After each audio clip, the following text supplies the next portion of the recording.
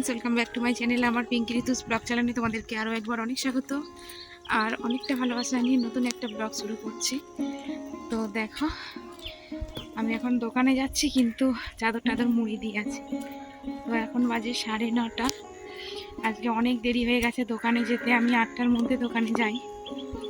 তো এখনও রোদ্দুর ওঠেনি, পুরো কুয়াশায় ঘিরে আছে, অন্ধকার আর খুব ঠান্ডা।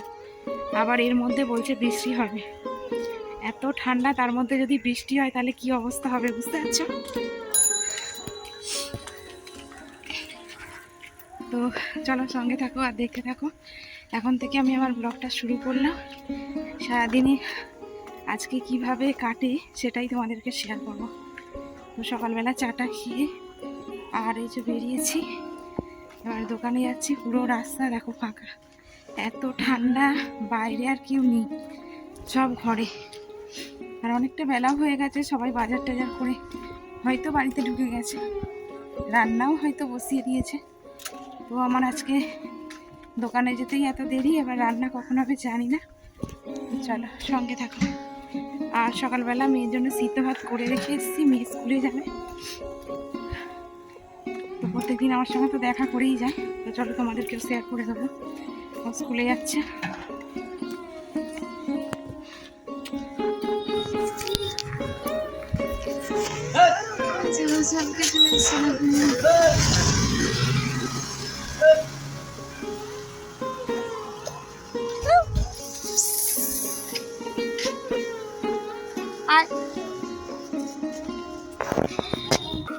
তো আমি দোকানে চলে আসার সময় রাস্তার মধ্যে সব হনুমান দেখলাম, সকালবেলায় উৎপাত শুরু করে দিয়েছে।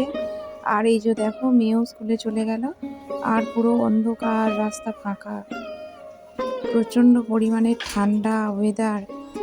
আর এই যে এখন আমি দোকানের কাজটা সেরে বাড়িতে যাব, তারপর রান্না বান্না হবে। তো দোকানে বসে আছি আর প্রচণ্ড পরিমাণে ঠান্ডা লাগছে, আর একদম অন্ধকার করে এসেছে আকাশ, মনে হচ্ছে এক্ষুনি বৃষ্টি চলে আসবে। সবাই একদম কুঁকড়ে জড়ো হয়ে গেছে, দেখো রাস্তার মধ্যে সোয়েটার, মাফলার সব জড়িয়ে বসে আছে। কি অবস্থা দেখো, আর পুরো আকাশ অন্ধকার।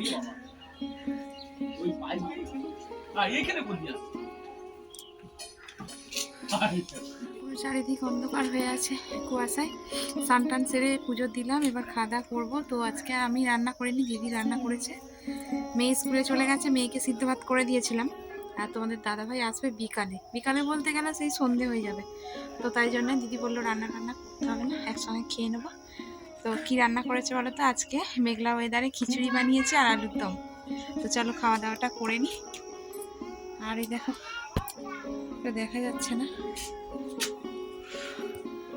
পুরো চারিদিকটা অবস্থা খারাপ, কুয়াশা দেখতে পাচ্ছ। খাওয়া দাওয়াটা করে কি খাচ্ছি তোমাদেরকে দেখাও। তো খিচুড়ি আর আলুর দম খাবো। আর এই যে মিষ্টি খাচ্ছে না। মিষ্টি কি খাবে মা? এদিকে বাবা বসেছে, এদিকে দিদি, আমি সবাই মিলে একসঙ্গে খাওয়া দাওয়া করছি। দিদি খাওয়া হয়ে গেছে।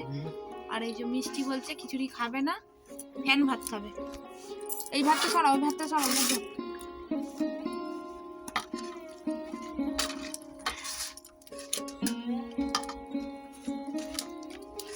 গানটা চালা মিষ্টি।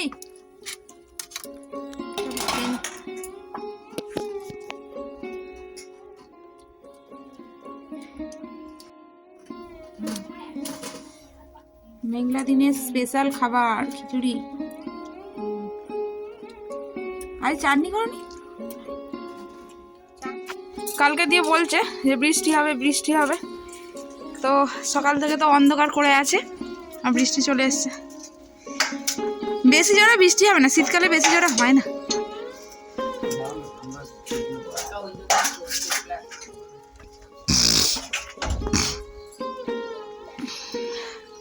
গুড়ি গুড়ি বৃষ্টি পড়ছে, কিন্তু ভীষণ ঠান্ডা, খুব ঠান্ডা লাগছে। খাওয়া দাওয়া তো হয়ে গেছে আর বৃষ্টিও চলে এসেছে। ওই কুকুরটা আসছে খেতে।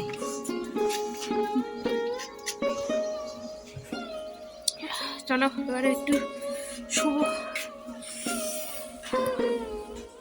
গুড ইভিনিং ফ্রেন্ডস, চলে এসেছি একেবারে সন্ধ্যাবেলায়। তো সন্ধ্যাবেলায় দোকানে যাওয়া বলে রেডি হব। তো এখন দেখছি বৃষ্টি শুরু হয়ে গেছে, খুব জোর বৃষ্টি এসে গেছে। আর এত ঠান্ডা লাগছে তোমাদের কি বলবো।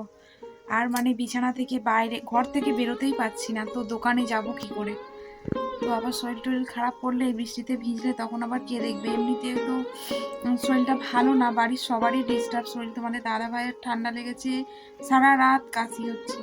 তো আমারও শরীরটা ভালো না, মেয়ে ওরা ঠান্ডা লেগেছে, সর্দি হয়েছে। তো ওই জন্য আর ভালো লাগছে না, আজকে পুরো দোকান বন্ধ। আর এই যে করে, তো চলো সন্ধ্যাবেলা কি খাওয়া দাওয়া করবো না করবো সেটা তোমাদেরকে শেয়ার করব। দুপুরবেলা তো রান্নাবান্না কিছুই করতে হলো না, দিদি করেছিল, খাওয়া দাওয়া করলাম।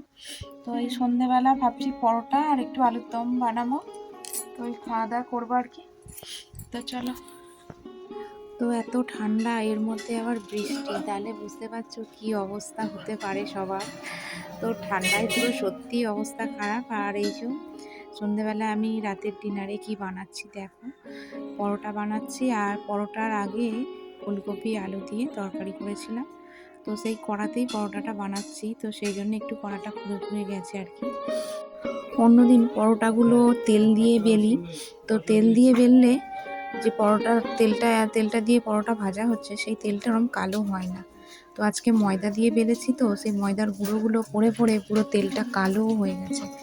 তো যাই হোক, আর ফুলকপি আলুর তরকারিটা দেখো এরকম সাদা সাদাই হয়েছে। তো সে বেশি ঝাল ঝাল করিনি, রুটির তরকারি একটু মিষ্টি ঝাল হলে খুব ভালো হয়, আর খুব টেস্টও হয় ফুলকপি আলুর তরকারি দিয়ে রুটি।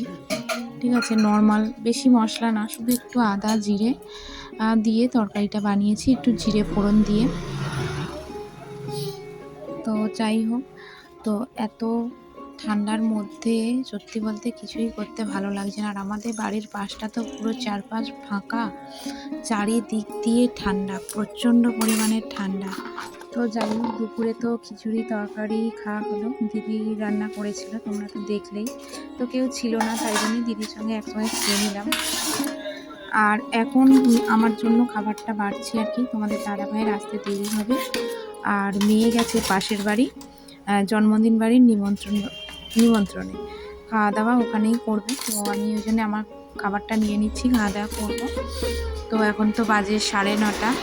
তো আজকের ভিডিওটা আমি এতটুকুই রাখলাম। যদি তোমাদের ভালো লেগে থাকে তো একটা লাইক কমেন্ট করে দিও, আর নতুন বন্ধু হয়ে থাকলে সাবস্ক্রাইব করে আমার পাশে থেকো। তো সবাই ভালো থেকো, সুস্থ থেকো, আর নিজেদের খেয়াল রেখো। তো আজকের মতো টাটা, আবার দেখা হবে নতুন একটা ভিডিওর মাধ্যমে।